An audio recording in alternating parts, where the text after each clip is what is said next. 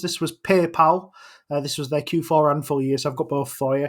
Revenue came in at 8.4 billion. That's up 4%. Net income of about 1.1 billion. That was down 20%. Operating cash flow of about 2.4 billion, down 8%. Free cash flow 2.2 billion, down 11%. Still healthy margins on them, 29 and 26%. Total payment volume was up 7% to 437.8 billion. Branded checkout up 6%. It's about 30% of their total checkout volume. Unbranded checkout was up 2%, about 33% of total. Venmo was up 10. P2P, excluding Venmo, was up 6, and other was up 27. It's quite a small fraction. In terms of full year, revenue 31.8 billion, up 7%. Net income was down 2% to 4.1 billion. About 7.5 billion in operating cash flow, about 23% margin. About 6.8 billion in free cash flow, up 60%, about 21% margin. Alex Chris, who I still think is the biggest risk to this company, he spends far too much time on Twitter trying to be the customer care advocate rather than the CEO. He said it's a transition year for them. They were focused on the key initiatives. Improvements to branded checkout, P2P, Venmo, and price to value strategy is what he said they were focused on. He said that without Q4, it would have been quite a poor period for branded checkout, which has always smacked me as something when people say, but PayPal is the brand. Well, the branded checkout is like growing at a snail's pace. And a lot of people are swapping out to unbranded checkout, which is why all the margins are falling. But they said that actually with Q4, there was some decent growth in there, and they said this was due to some innovations. Braintree, which is the unbranded, contributed meaningfully to their transaction margin dollar growth due to its price to value focus. Venmo's monetization is starting to make some strides. They said there's about 20% growth in debit card and Venmo Pay with their monthly accounts. They said that they're prioritizing profitable growth. They're intentionally letting go of volume that they say is unprofitable. Volume growth actually slowed to about 2% in Q4 year over year. They expected about 500 basis points of revenue headwind in 2025 from some renegotiation with bigger merchants, but they said that about 100 basis points in transaction margin coming as well. So there's new branded checkout experiences, PayPal Everywhere, PayPal Fastlane, and PayPal Complete Payments. The three things to look out for if you're a big PayPal fan. There's a new checkout upgrade coming for all of their branded and unbranded checkouts. It's live for about 25% of people at the moment.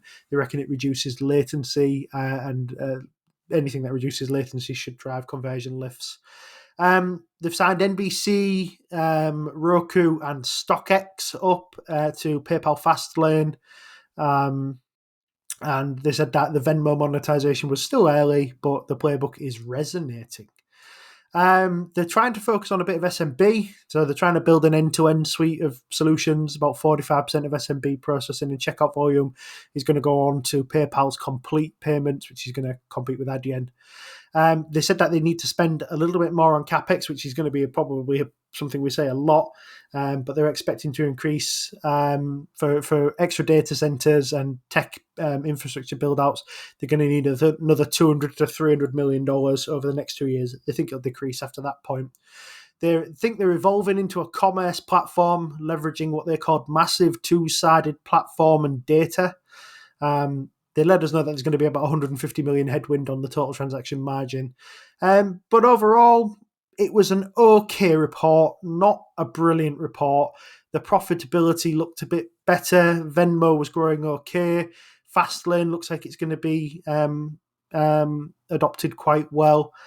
Earnings are going to grow faster than revenue if what they're telling us here is correct. And it's really about whether you think that's worth, 2, 3, 4, 5% revenue growth is worth paying whatever PayPal trades at now, probably about 15, 16 times earnings, which I don't know, Steve. It's pretty expensive. I think there's plenty of stuff coming to eat PayPal's lunch, and I think there's still reason for worry in these results. It's about 19 and a half times earnings, actually. I was looking at the stock over the last 12 months or so. It's down about 10% this week. And even factoring that in, that means over the last 12 months, it's roughly in line with the S&P as a whole. And the majority of that up, notwithstanding the last week or so, has come in the last 6 months. And the reason for that, I think, is PayPal has been sort of justifiably, sort of not. I see why they're doing it, but I don't love it, buying back their stock quite a bit. They fired a fairly heavy buyback move with the new CEO, I think, and I'm not a huge fan of that because their revenue is growing slower than their competitors, and that indicates to me that they have something of a competitive threat. And in that situation, I would rather they dividended it out than buy back their own shares, even if buying back their own shares is something of a depressed multiple. You sort of take 20% off of, you get to your about 15 or so times earnings. I get the focus on profitable growth, but I'm wary about this. I'm concerned you can only effectively cut your way to growth so long while you're turning down volumes here. Total payment volume up 7% is not hugely impressive to my mind. I would have been hoping for something better from this, and I think PayPal is now in quite a hard space with some biggish competitors. I know people that are positive on this think it can compete fairly well with them, and it is popular with Venmo in particular is sort of fairly popular with I guess younger generation US especially, which is a decent place to be, and there's not kind of nothing there. This is to say, however, nothing of the headwind they've got coming down the line with their uh, affiliate code stealing plugin along the way, which that's still to kind of play out, I think, which is a worry for both the stock and the business to some extent going forward. I don't see it as kind of fatal to them, but it's easy to overlook, and they didn't mention that in the earnings report from what I saw of it. Might have been nice if they'd done something to kind of get in front of that. Yeah, it definitely needed mentioning. Honey has been and could be could cause quite a lot of damage to PayPal if these lawsuits they do seem to be have been raised against them, and it'll be interesting to see how they play out. But for anybody at home who doesn't know, the quick rundown on that is essentially Honey is one of those like affiliate code plugins that you put into. You can plug into to Google and it will automatically find you a code. The problem that they have with it is that what it's been doing allegedly is say for instance you followed Stephen, I was linked to an affiliate and Honey would pop up and say, do you want me to see if I can find you a better deal to something? Even if it couldn't find you a better deal, it would replace Stephen I's affiliate with its own link.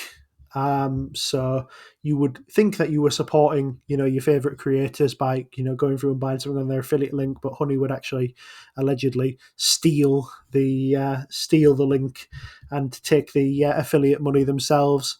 It's been doing that on a number of things without warning people, even doing things like reloading, copying, again allegedly copying payment pages, refreshing the page so it could put its own affiliate link in, and then pasting all the data back in again. So it sounds like Honey's been doing some really nefarious things, and obviously more of that will come out in the wash, Steve.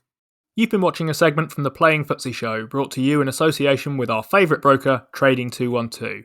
For the full version of the show, check us out on Spotify, Apple, or wherever you get your podcasts. And if you open a new account with Trading 212 using the link in the description, there's a free fractional share in it for you. Just make sure that you use the code FTSE when you sign up. Terms and conditions apply, and do remember that when investing, your capital is at risk.